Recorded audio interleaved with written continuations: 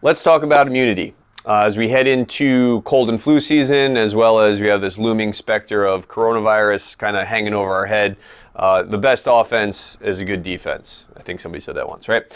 So we want our immunity to be as strong as possible. And as we're seeing with these cases, some people get coronavirus and it acts like the common cold, right?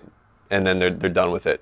Other people are getting it and dying. So really, it's not so much the virus that's different from person to person. It's the organism, it's the host that is the variant. And so what we want to do as a community is we want to build our immunity as high as possible, because we don't want you guys suffering from this. We also don't want anybody happening to bring it in here and spreading it around. So let's keep our immunity high so we keep it out.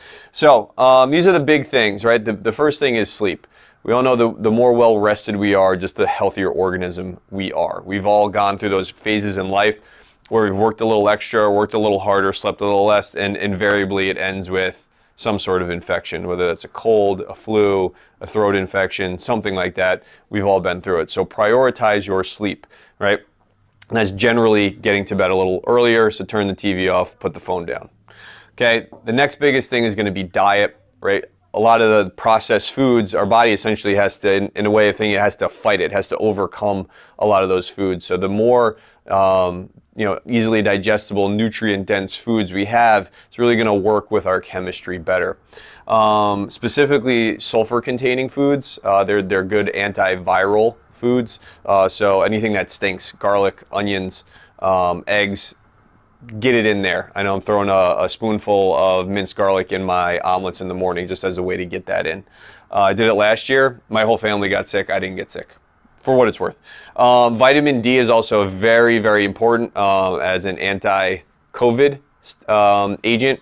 What they're finding is basically people have higher functioning mitochondria, which is highly dependent on vitamin D, are doing better when they do get infected with the virus. So vitamin D will be the one supplement that I would recommend. And then making sure we're hydrated. That just helps all of the biochemical processes in our bodies run more efficiently.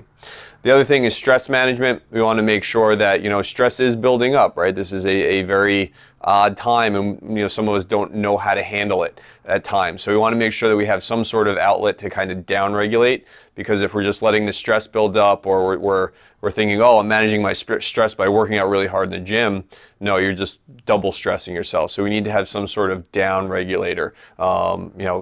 Engine days are a good down regulator when executed properly. Reading, meditating, knitting, whatever, something that's low energy.